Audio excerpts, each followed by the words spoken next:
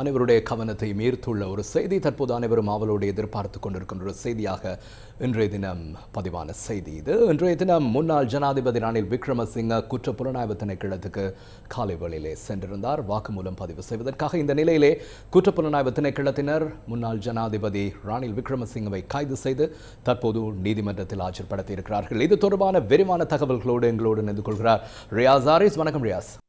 வணக்கம் ஜெஃப்ரி, வணக்கம் நேர்களே. உங்கள் அனைவருக்கும் தெரியும், முன்னாள் ஜனாதிபதி ரணில் விக்ரமசிங்க இன்று காலை கைது செய்யப்பட்டார். வாக்குமூலம் ஒன்றை வழங்குவதற்காக குற்றப்புலனாய்வு திணைக்களத்துக்கு இன்று அழைக்கப்பட்டிருந்தார். அதன் பொழுதே குற்றப்புலனாய்வு திணைக்களத்தினால் அவர் கைது செய்யப்பட்டார். 2023ஆம் ஆண்டு மேற்கொள்ளப்பட்ட ஒரு வெளிநாட்டு விஜயம் தொடர்பிலேயே இவர் தொடர்பிலான விசாரணை மேற்கொள்ளப்பட்டு அது தொடர்பிலான வழக்கு தொடர்பிலான வாக்குமூலம் வழங்குவதற்காக இவர் குற்றப்புலனாய்வு திணைக்களத்துக்கு அழைக்கப்பட்டிருந்த பொழுது அவர் கைது செய்யப்பட்டார். தற்பொழுது முன்னாள் ஜனாதிபதி ரணில் விக்ரமசிங்க கோட்டை நீதவான் நீதிமன்றத்திலே நீதவான் முன்னிலையில் ஆஜர்படுத்தப்பட்டிருக்கின்றார். எனினும் இவர் இன்று பிற்பகல் கோட்டை நீதவான் நீதிமன்றத்தில் ஆஜர்படுத்தப்பட்ட போது மாலை 5:35 அளவில் நீதவான் அறிவித்தார் 30 நிமிடங்களுக்கு இந்த வழக்கு தொடர்பிலான விசாரணைகளை இடைநிறுத்துவதாக நீதவான் அறிவித்தார். அதன் பின்னர் இது தொடர்பிலான வழக்குகள் தொடரும் என்று அறிவிக்கப்பட்ட சூழ்நிலையில் அங்கிருக்கின்ற எமது செய்தியாளர்கள் குறிப்பிட்டார்கள், இந்த சந்தர்ப்பத்திலே மாலை 5:35 அளவில் இந்த தீர்மானம் அறிவிக்கப்பட்டு ஒரு சில நிமிடங்களிலே கோட்டை நீதவான் நீதிமன்ற வளாகத்திலே மின்சாரம் தடைப்பட்டதாக எமது செய்தியாளர்கள் குறிப்பிட்டிருந்தார்கள். அதன் பின்னர் தற்பொழுது மின்சாரம் வழமைக்கு திரும்பியிருக்கின்றது. உங்களுக்கு தெரியும், தற்பொழுது கோட்டை நீதவான் நீதிமன்ற வளாகத்திலே அரசியல்வாதிகள், முன்னாள் அமைச்சர்கள், அதே போன்று பல அரசியல்வாதிகள் கோட்டை நீதவான் நீதிமன்ற வளாகத்திலே ஒன்று கூடியிருக்கின்றார்கள். முன்னாள் ஜனாதிபதி ரணில் விக்ரமசிங்கவுக்கு பிணை வழங்கப்படுமா அல்லது அவர் விளக்கமல் வைக்கப்படுவாரா என்ற விடயத்தினை அறிந்து கொள்வதற்காக தற்பொழுது கோட்டை நீதவான் நீதிமன்ற வளாகத்திலே பலரும் ஒன்று கூடியிருக்கின்றார்கள். குறிப்பாக அரசியல்வாதிகளிலே முன்னாள் ஜனாதிபதி மைத்ரிபால சிறிசேன அந்த இடத்துக்கு வந்திருந்தார். அதே போன்று முன்னாள் அமைச்சர்கள் அலி ஷப்ரி உள்ளிட்ட முன்னாள் அமைச்சர்கள் அவ்விடத்துக்கு வந்திருந்தார்கள். அதே போன்று நாமல் ராஜபக்ச பாராளுமன்ற உறுப்பினர் உள்ளிட்ட பாராளுமன்ற உறுப்பினர்களும் நீதிமன்ற வளாகத்திலே ஒன்று கூடியிருப்பதை எம்மால் காணக்கூடியதாக இருக்கின்றது. இந்த செய்தி தொடர்பிலான மேலும் பல தகவல்கள் நாங்கள் வழங்குவதற்கு தயாராக இருக்கின்றோம். அது தொடர்பிலான ஒரு சிறிய தொகுப்பு அடுத்து.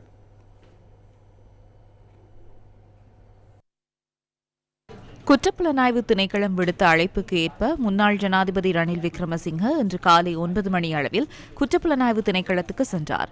வாக்குமூலம் பெற்றதன் பின்னர் குற்றப்புலனாய்வு திணைக்களத்தினரால் ரணில் விக்ரமசிங்க கைது செய்யப்பட்டார்.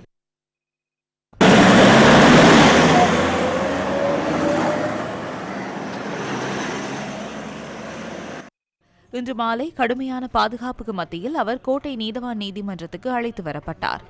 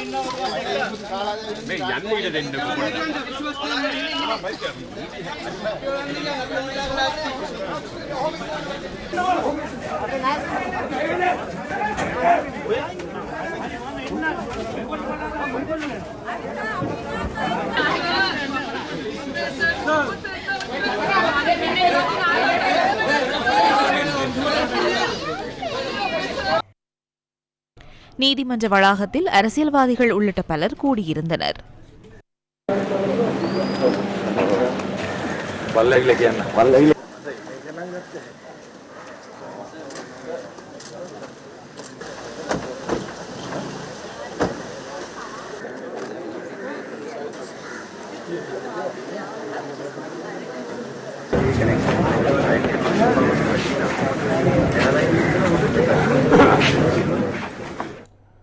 ஆம், தற்போது கூட எமது செய்தியாளர்கள் வழங்குகின்ற தகவல்களின்படி அரசியல்வாதிகள் நீதிமன்ற வளாகத்திலே ஒன்று கூடியிருக்கின்றார்கள்.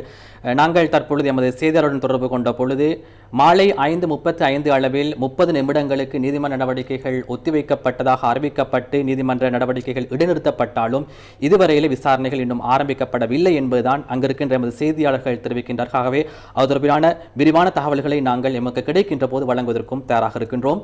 முன்னாள் ஜனாதிபதி ரணில் விக்ரமசிங்கே இன்று காலை 9:05 அளவிலே குற்றப்புலனாய்வு திணைக்களத்துக்கு வருகை தந்தார். அவர் 11:15 அளவிலே குற்றப்புலனாய்வு திணைக்களத்தினால் கைது செய்யப்பட்டார். பின்னர் 3 மணி அளவில் நீதிமன்றத்தில் கோட்டை நீதவான் நீதிமன்ற வளாகத்துக்கு அழைத்து வரப்பட்டு கோட்டை நீதவான் நீதிமன்றத்திலே ஆஜர்படுத்தப்பட்டார். உங்களுக்கு தெரிந்திருக்கும் இந்த விவகாரம் சம்பந்தமாக இந்த வழக்கு என்ன என்பது சம்பந்தமான விடயத்திலே ஒரு சிறிய விளக்கத்தை நான் வழங்குவதற்கு முயற்சிக்கின்றேன்.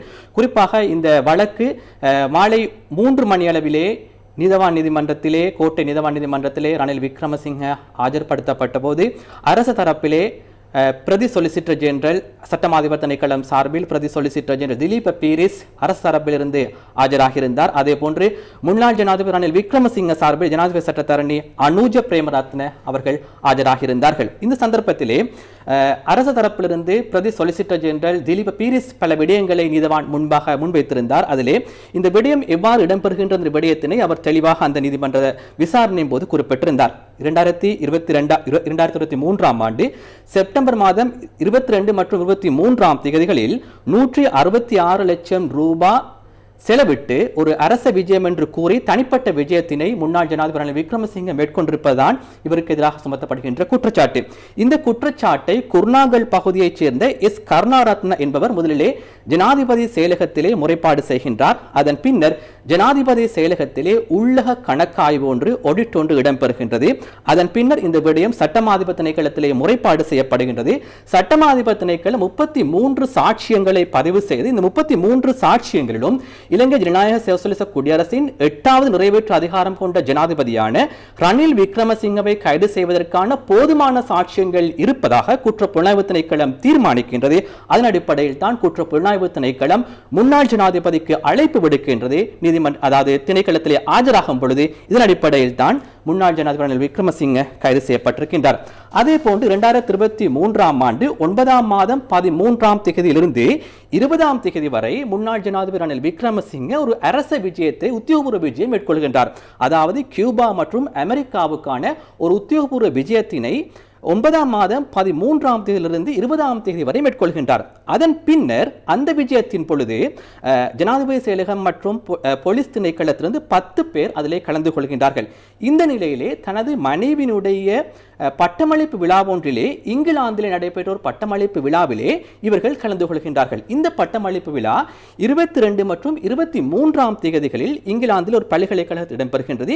இந்த பல்கலைக்கழகத்தில் இடம்பெற்ற பட்டமளிப்பு விழாவுக்கு செல்வதற்காகத்தான் மொத்தமாக அரசு நிதியத்திலிருந்து 166 லட்சம் ரூபாவை செலவழித்திருப்பதானதான் இவர் மீது குற்றச்சாட்டு சுமத்தப்படுகின்றது. அதே போன்று 2023 ஆண்டு ஆகஸ்ட் மாதம் 13 தேதி இந்த விடயம் சம்பந்தமாக நீதிமன்றத்திலே சில ஆவணங்கள் முன்வைக்கப்படுகின்றன. இந்த ஆவணத்திலே ஆகஸ்ட் மாதம் 13 தேதி சமர்ப்பிக்கப்பட்ட ஆவணத்திலே இது ஒரு தனிப்பட்ட விஜயம் என்று குறிப்பிடப்பட்டிருப்பதாக பிரதி சொலிசிட்டர் ஜெனரல் நீதிமன்றத்திலே குறிப்பிடுகின்றார். அதன் பின்னர் டிசம்பர் மாதம் வரையான காலப்பகுதியிலே இவர்கள் ஆவணத்தை மாற்றியிருக்கின்றார்கள். இது ஒரு அரச விஜயம் என்று முன்னாள் ஜனாதிபதி ரணில் விக்ரமசிங்கே ஆவணங்களை மாற்றி அமைத்துள்ளதாகவும் பிரதி சொலிசிட்டர் ஜெனரல் நீதிமன்றத்திலே குறிப்பிடுகின்றார். இதன் மூலம் அரசாங்கத்துக்கு மொத்தமாக 166 லட்சம் ரூபாய் செலவு ஏற்பட்டிருப்பதாக பிரதி சொலிசிட்டர் ஜெனரல் திலீப பீரிஸ் நீதிமன்றத்திலே சுட்டிக்காட்டியிருந்தார். நீதிமன்றத்திலே ஜனாதிபதி சட்டத்தரணி முன்னாள் ஜனாதிபதி ரணில் விக்ரமசிங்கே சார்பிலே ஆஜரான சட்டத்தரணியும் பல முக்கியமான விடயங்களை இதன் போது நீதிமன்றத்திலே குறிப்பிட்டிருந்தார். அதாவது ரணில் விக்ரமசிங்கே இந்த அரச விஜயம் ஒன்றை மேற்கொண்டிருந்த பொழுது அவர் ஒரு டிரான்சிட்டாகத்தான் இங்கிலாந்திலே தரையிறங்கியதாக அவர் குறிப்பிட்டிருக்கின்றார். அதாவது அவர் ஒரு 76 வயது கொண்ட ஒருவர். ஆகவே அவருக்கு நீண்ட தூரம் தொடர்ந்தும் பயணிக்க முடியாது. அதனால் தான் இங்கிலாந்திலே தரையிறங்கியதாக அவர் குறிப்பிட்டிருக்கின்றார். அதன் பின்னர் அவர் இந்தியாவிலே நடைபெற்ற பொதுநலவாய மாநாட்டில் கலந்து கொள்ளவிருந்தமையினால் அவருக்கு நீண்ட தூரம் ஒரே தடவில் பயணிக்க முடியாமையின் காரணமாக இங்கிலாந்தில் விமானம் தரையிறக்கப்பட்டதாக முன்னாள் ஜனாதிபதி சார்பிலே ஆஜரான சட்டத்தரணி நீதிமன்றத்திலே குறிப்பிட்டிருக்கின்றார்கள். இந்த விடயங்கள் தான் தற்பொழுது நீதிமன்ற விவகாரங்களாக பேசப்படுகின்றது. ஆகவே தற்போது கூட எமக்கு கிடைத்திருக்கின்ற தகவல்களின் படி இந்த விசாரணை மாலை 5:35 அளவிலே நீதிவான் அறிவிக்கின்றார். 30 நிமிடங்களுக்கு நீதிமன்ற நடவடிக்கைகளை இடைநிறுத்துவதாக. ஆனால் இன்று வரையிலே நீதிமன்ற நடவடிக்கைகள் விசாரணைகள் ஆரம்பிக்கப்படவில்லை என்பதுதான் தற்போதைய செய்தி. ஆகவே நாங்கள் பொறுத்திருந்து பார்ப்போம். இந்த விடயத்திலே முன்னாள் ஜனாதிபதி ரணில் விக்ரமசிங்கவுக்கு பிணை வழங்கப்படுமா அல்லது விளக்கமறியல் உத்தரவு பிறப்பிக்கப்படுமா என்பதனை அறிந்து கொள்வதற்காக ஊடகவியலாளர்கள் அதே போன்று அரசியல்வாதிகள் உள்ளிட்ட பலரும் அங்கே கூடியிருக்கின்றார்கள். அது தொடர்பான தகவல்கள் கிடைக்கின்ற போது நாங்கள் வழங்குவதற்கு தயாராக இருக்கின்றோம். மேலும் பல முக்கியமான செய்திகளோடு பிரதான கலையகத்தில் ஜெஃப்ரி ஜெபதர்ஷன். நன்றி ரியாஸ். இன்னும் சில உள்நாட்டு செய்திகளுக்கு உங்களுடைய அவதானத்தை செலுத்துவோம். முன்னாள் கல்வி அமைச்சர் அகில விராஜ் காரியவசம் இன்று லஞ்ச ஊழல் விசாரணை ஆணைக்குழு முன்னிலையில் ஆஜராகியிருந்தார். வாக்குமூலம் பெற்றுக்கொள்வதற்காக அவர் அழைக்கப்பட்டிருந்தார்.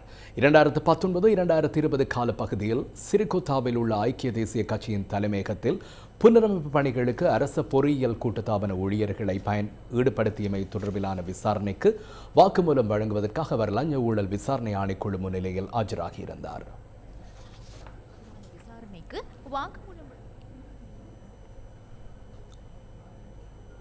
எவரேனும் ஒருவர் தவறு செய்திருந்தால் தராதரம் பாராது சட்டத்துக்கு முன் நிறுத்த அரசாங்கம் தயங்காது என பொதுமக்கள் பாதுகாப்பு அமைச்சர் ஆனந்த் விஜயபால பாராளுமன்றத்தில் இன்று சுட்டிக்காட்டினார்.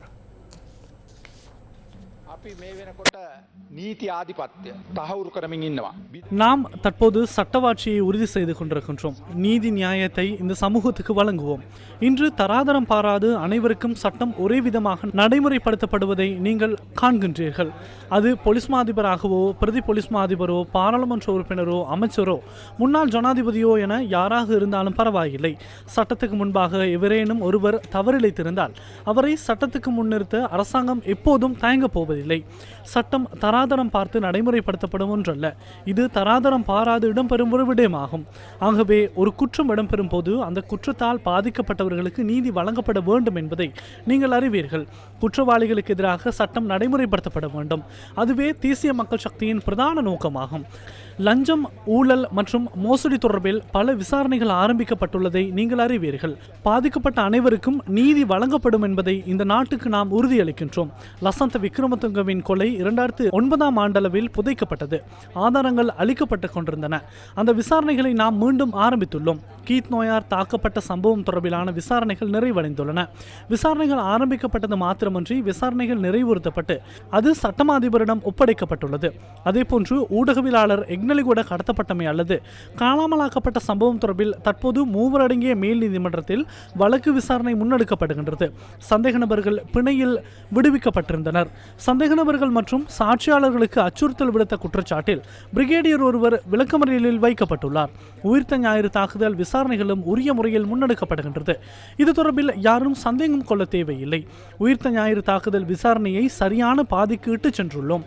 அந்த விசாரணைகள் நடைபெற்று வரும் நிலையில் இந்த விசாரணையில் இதுவரை நாம் அடைந்துள்ள முன்னேற்றம் தொடர்பான உண்மைகளோடு நீதிமன்றத்தில் அறிவித்துள்ளோம்.